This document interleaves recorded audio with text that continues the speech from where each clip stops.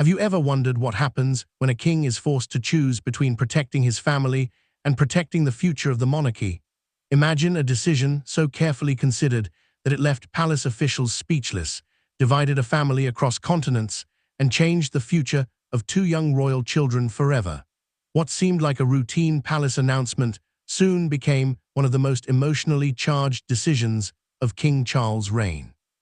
Stay with us until the very end, because every new development reveals another side of this extraordinary royal story. And if you enjoy thoughtful royal news and commentary, be sure to subscribe to Royal Juice so you never miss another update. As Britain waited for what many expected to be another carefully written palace statement, King Charles instead approved a decision that would permanently redefine the future of Prince Archie and Princess Lilibet. The announcement did not remove their royal titles. Archie would continue to be known as Prince Archie of Sussex, while Lilibet would remain Princess Lilibet of Sussex.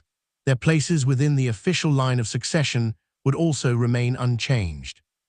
However, the practical privileges traditionally associated with active members of the royal family would no longer automatically accompany those titles. It was a distinction that carried enormous constitutional significance, and the order bore the king's own signature. Inside Buckingham Palace, Charles sat alone reviewing the final version of the declaration once again.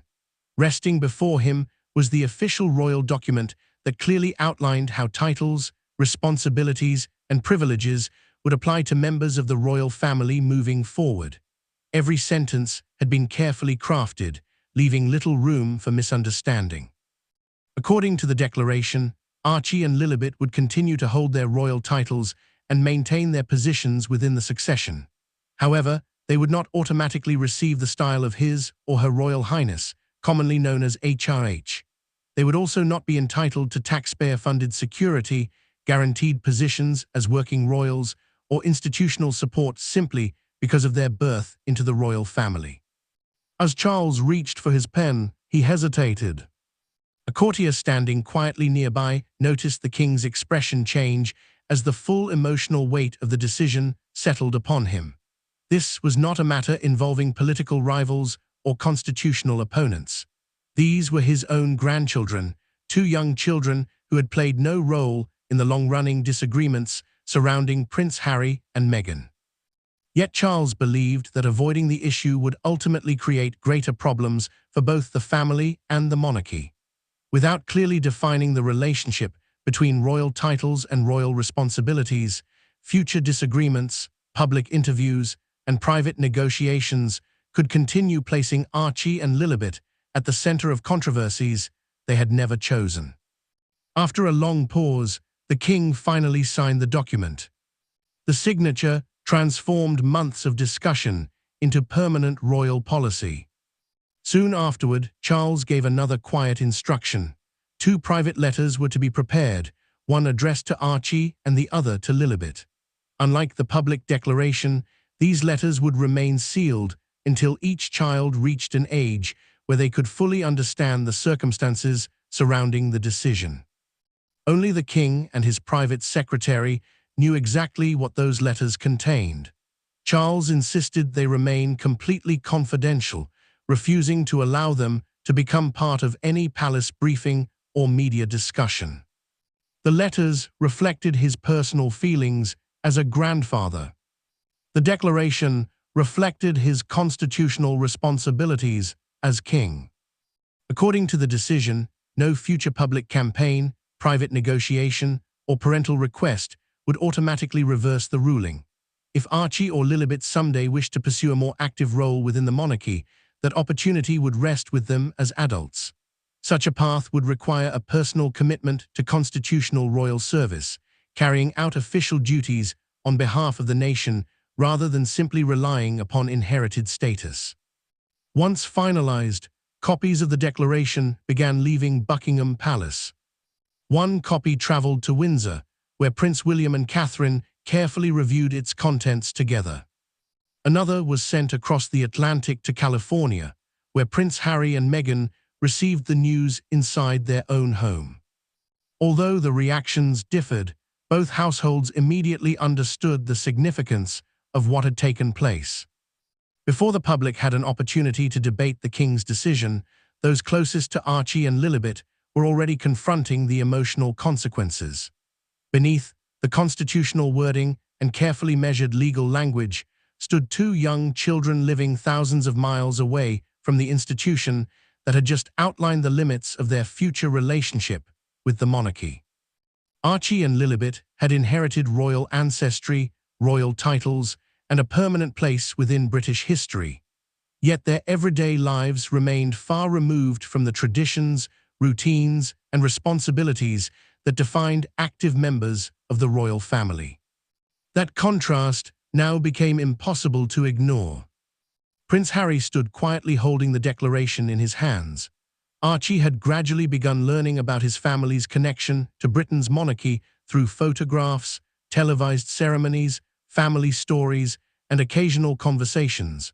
Although the monarchy formed part of his identity, it remained something distant from his daily experience. Now, a future he had barely begun to understand had already been formally defined. Lilibet's connection carried an especially emotional meaning. Her name honored Queen Elizabeth II's private childhood nickname, a deeply personal symbol known only among those closest to the late monarch. For King Charles, that name represented treasured memories of his mother. For Harry and Meghan, it reflected a lasting sense of family despite the physical distance separating them from Britain. Now that same name appeared within a legal declaration that carefully distinguished royal identity from royal privilege, making the decision feel simultaneously constitutional and deeply personal. Harry found himself returning repeatedly to the section discussing security arrangements.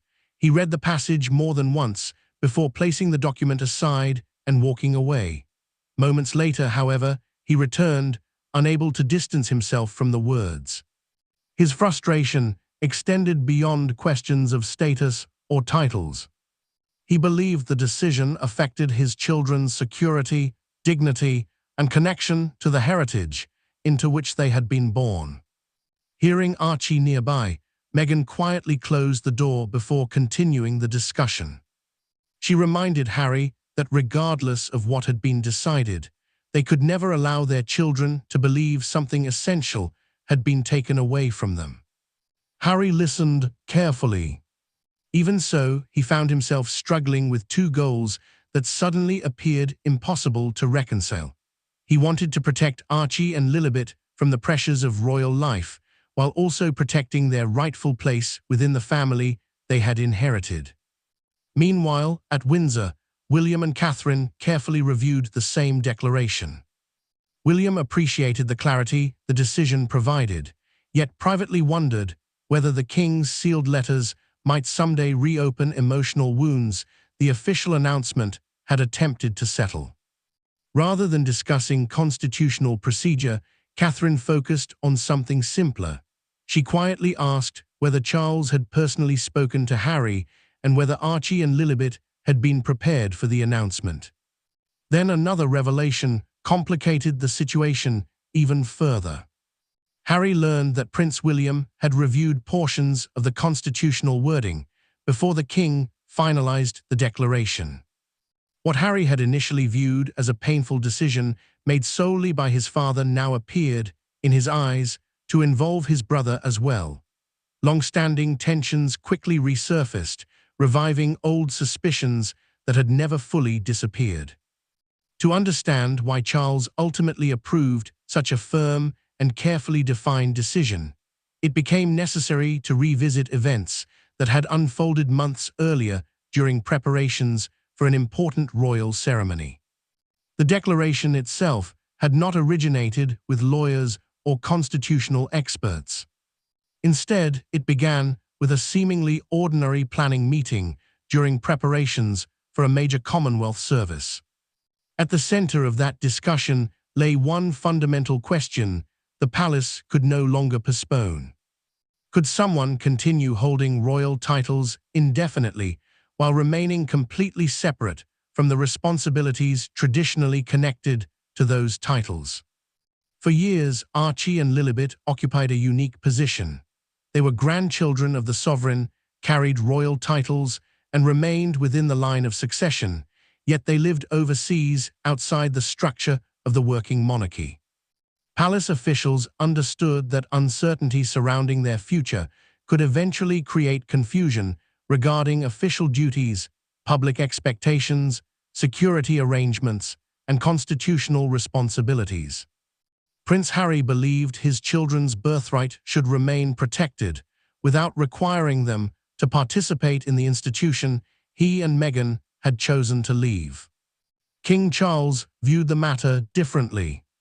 He believed royal identity could not remain permanently separated from clearly defined constitutional boundaries, particularly if titles might someday create expectations of authority or privileges that had never formally been granted. During preparations for a Commonwealth service, Harry privately requested that Archie and Lilibet be formally included within the printed order of royal family precedents used during the ceremony. Although neither child would attend the event nor perform any official duties, Harry believed their names deserved recognition alongside other members of the royal family. Charles reviewed the request during a planning session attended by Prince William and several senior palace officials. After carefully reading the proposal, the king removed his glasses, placed the document on the table, and asked a question that immediately changed the tone of the discussion. Were the children being prepared for future service to the crown, or was the palace being asked to present them as though they already represented the monarchy? Silence filled the room. Eventually, William offered his opinion. He argued that formally including the children in such a context could unintentionally create the public impression that they already carried constitutional responsibilities they did not actually perform. In his view, symbolic recognition could gradually develop into public expectation, and public expectation could eventually become perceived entitlement. Charles understood William's reasoning. At the same time, he knew Harry would almost certainly interpret the discussion differently, believing yet another barrier had been placed between his children and the royal family. Before any official response could be sent, Harry quietly withdrew the request through an intermediary. Rather than resolving the issue, the withdrawal only deepened Charles's concerns. To the king, it suggested that discussions involving the family were increasingly being shaped by public strategy rather than private trust. After everyone else had left the room, Charles remained behind with his private secretary. Looking down at the withdrawn request one final time, he quietly instructed officials to begin a comprehensive review of Archie and Lilibet's titles, future responsibilities, security arrangements, eligibility for HRH status, and their long-term constitutional position within the monarchy. That single instruction would eventually become the foundation for every decision that followed.